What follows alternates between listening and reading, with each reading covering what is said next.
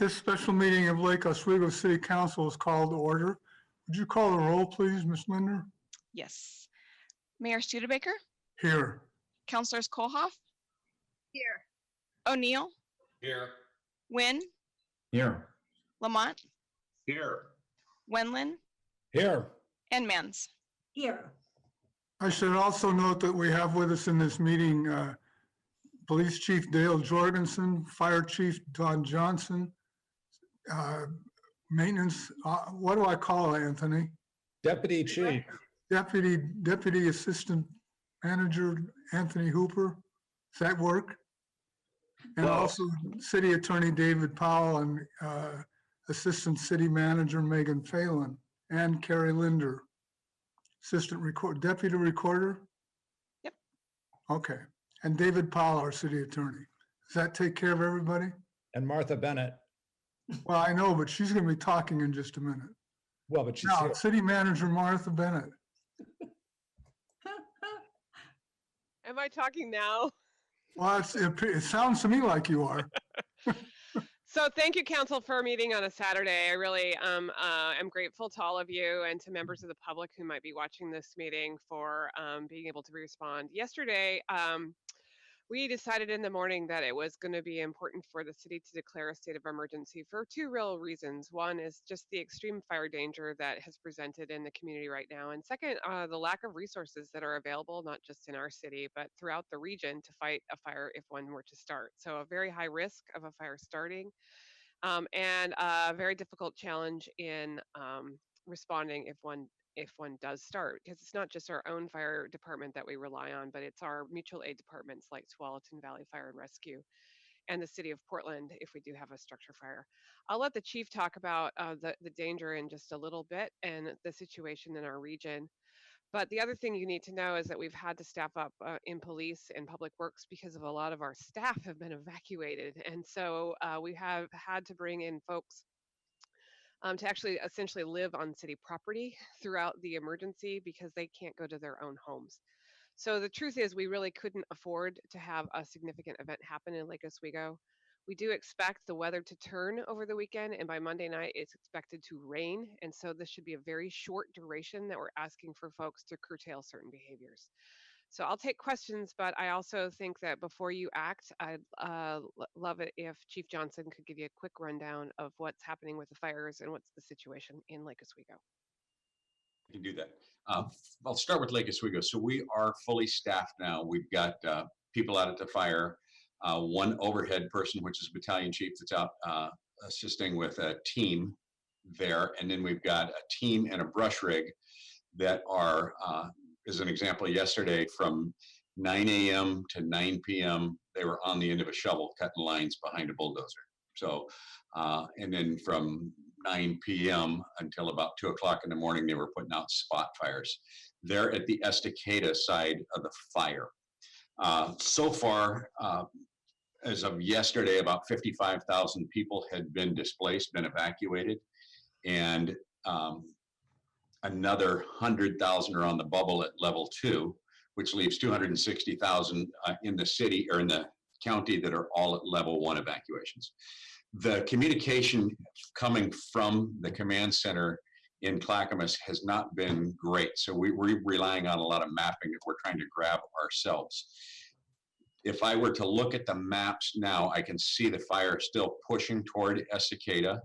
It's not moving very rapidly, and that's because of the marine layer that's kind of come in and set. So it's kind of just burning now. It's moving even farther south. The total distance the fire is covered east to west is 51 miles as of yesterday.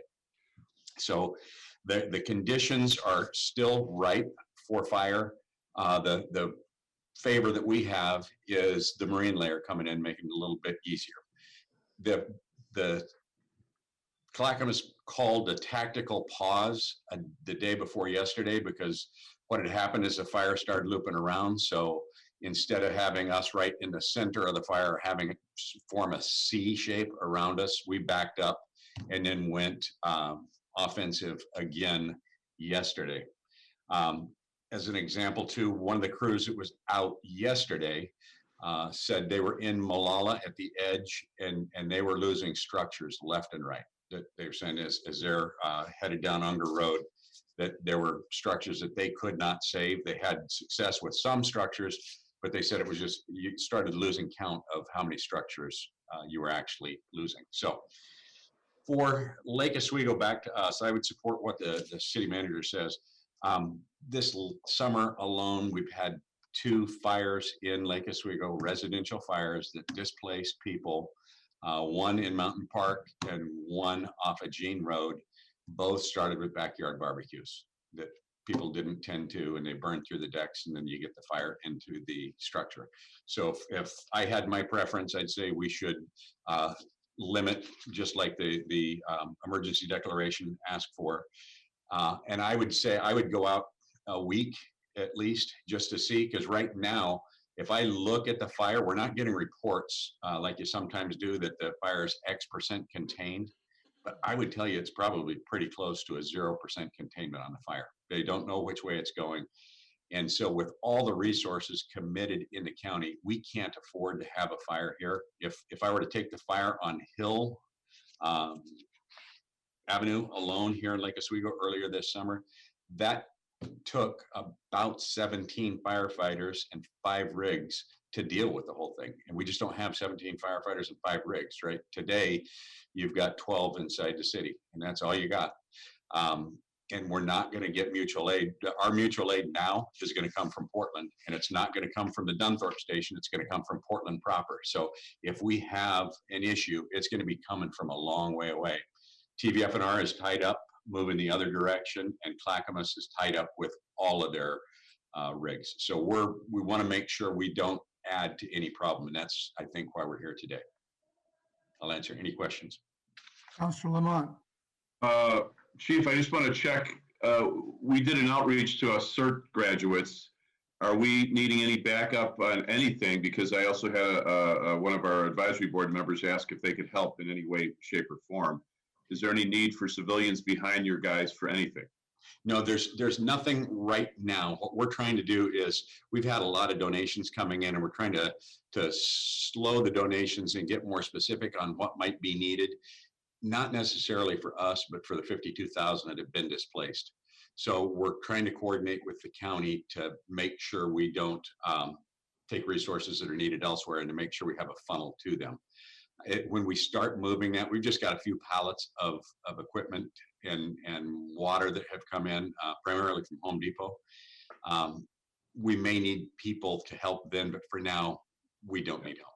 And would you send that out as a blast through CERT first, or would you just blast out to this community, or how would you reach out to get folks? I think we have already started to reach out to CERT last Thursday, or this past Thursday.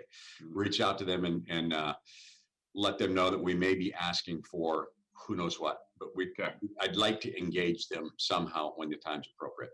Great, thank you. Other questions?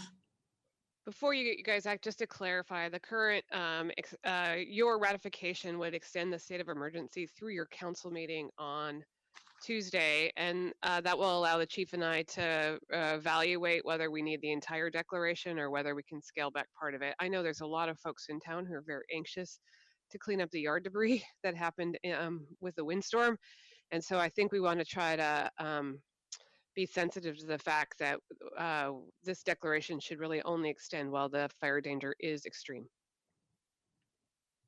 Okay. Yes, Councilor Wendland. What's the information? I know we're blasting it out, but how will people know in Lake Oswego? Are there other methods that we need to be looking at, or how do you do enforcement? I mean, if somebody is out of compliance, it'd be nice to have information on that. So Anthony, could you take the first how do we push out information question, and then Chief Jorgensen, can you take the how do we enforce question? Absolutely. So we have information on our website on the main page. That's the first place that I would check. Also, in addition to that, we have information on social media, which includes our Twitter page, Instagram, Facebook, and Nextdoor. Nextdoor reaches probably the largest percentage of our population, and we're pushing information that way. We've also coordinated with different partners, including the school district, the Chamber of Commerce. We've sent information to our boards and commissions and to neighborhood chairs, and we'll continue to be in contact via traditional methods, but also through social media and on our website. Counselor Mans? Yes, this is a question for Anthony. Are we still sending out emails if people are signed up for email blasts? I received some information that some of the older folks who are not on social media are concerned because they don't know where to go to get information. What would be helpful, if I could share my screen real quick, I actually have a bunch of information and numbers that the public could use. And let me go ahead and throw that up there. And on this includes places where they can look and numbers that they can call. Okay. So we have key websites, and Clackamas County has a key website, which is public alerts, and that's a good one to sign up for. So then you can get alerts through that. In addition, we have, like I mentioned, our website, which is this third bullet, and I would check that website for information. And then also, we currently have stood up our Citizen Information Center. So that's actually available from 9 a.m. to 6 p.m. Okay. And that's that bottom phone number, which is 503-635-0257. And that will be open once again, Monday through Saturday, 9 to 6 during the duration of this event. And if you have any specific questions, we actually have librarians staffing that will be available to answer those. Anthony, have you sent that out to us via email already? No, but I'll be happy to do so at the end of this meeting. That would be great. And one additional thing, the Clackamas County site, the emergency alert only alerts you when there's a change in status from a level to a level, or in the case of Canby, it alerted when Canby went to level 2. So I think that's where some of the confusion lies with people as well. Yeah, that's correct. Councillor Mans, Clackamas County has not been alerting folks who are at level 1. And so a lot of folks who've signed up were thinking that they were going to get an alert, and then they didn't. So Did you guys, I know I have any of you gotten these big silent alerts on your cell phone from AT&T? That I think would be helpful too. It just go big, like sirens going on your phone. And, Right. and then there's a message saying, okay, like in my case, level 2 has been given to Canby area. So it doesn't necessarily affect us, but they're telling us what's going on in the area. Mhm. Yeah, And that's what I got, is the level 2 through Clackamas. It wasn't through the phone company. I'm on T-Mobile Sprint or whatever they are now. So I don't know what other people have. Councilor Kohoff. Oops, Counselor Whitney. So I'm sorry, Councilor. I'm not really following why Manager Bennett, we shouldn't just go with what Chief Johnson said for a week, because and the reason I say that is we do it, we get it done. And then we don't have this ongoing, like we're dealing with teenagers, this ongoing discussion. Do we really need it? Should we make it large or smaller? And it seems to me that he made a good case for needing some level of security that he could count on for the week. And I didn't hear, not being an expert, of course, I didn't hear that we were going to have a deluge. I heard we were going to have like a half an inch of rain, which is really nothing. So well, I guess my the chief and I love each other. So you're telling people that they can't use their private property, and I guess I'm of the mind that we should do that as little as we humanly can. If the council wants to disagree with me, that's fine. But it seems like after we see the weather, we ought to revisit, and then we can make a recommendation to you on Tuesday evening. It doesn't feel to me that it does any harm, since you're meeting anyway, to allow us to come back with a report to all of you, and then a request if we need an extension of all or part of the declaration. I guess I believe we've already gotten some correspondence from folks accusing us of government overreach, and I guess I want to limit that as much as humanly possible. That's why. I can support that. Council Nguyen? You're muted, Daniel. Oh, thank you. Sorry. And I was just going to echo what Councilor Manson said. She said it before I did, but the other point I wanted to bring up, I ran into a person at the convention center this morning, and they were a bit confused about how the declaration was stated, and he was confused about the no outdoor smoking. And so I guess they was thinking, does that mean the Traeger type of smoking or like the cigarette smoking? So All of the above. Yes, it means both of those. I think folks have been looking for nuance that's not there. I've had questions about, does this apply to electric equipment? The answer is yes. Anything that could cause a spark, anything that would get hot outside that could cause a fire should not be done. Yeah. Councilman Lamont? Anthony, can you clarify? Because I get blasts that I think are requesting us to go and push it into our neighborhood associations and homeowner associations. Do we have the chairs, neighborhood chairs and homeowner chairs pretty much on a quick email that we blast out for them to blast?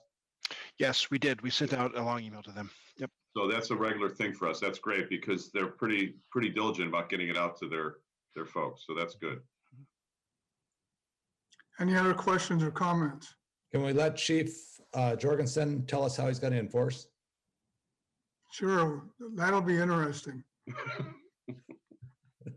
So we're taking the same position as we did with COVID and everything else. We like to educate people first, and then we'll warn them. And then if push comes to shove, of course, we'll cite them.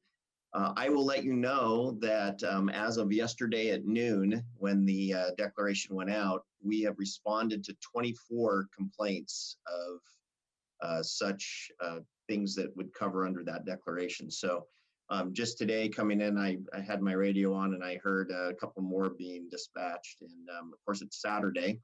And so there's a lot of lawn maintenance going on today too. So it is one of those things. And I will tell you that by and large, most people are very, very compliant. Once we educate them, it's just as simply, they didn't know about it. And once we educate them, they absolutely agree. And one interesting part was going back to City Manager Bennett's comment about outdoor smoking. We got a call of, I won't name the restaurant, but a local restaurant that had a smoking section out in the grove of trees. They actually had a posted smoking section, and you walked out into a grove of trees to smoke. And so we educated that establishment on that's probably not the best thing to have right now. So I think it's very well needed in the aspect of going back to Chief Johnson's comments. We want to make sure we don't have an event here. We also have an interesting thing going on with curfew. So those of you that don't know, there is a curfew in Clackamas County, and it is for the entire county, not just those affected by level 2 and level 3 evacuations. So we are actually under a curfew in Lake Oswego from 10 o'clock at night till 6 a.m. in the morning. And that started back on the 10th of September. So Thursday, if I got my days right. So What's the rationale for that? well, it goes back to making sure that the areas that are evacuated don't get looted. Okay. It's a added tool, and also allows law enforcement just a little bit another tool to contact individuals out.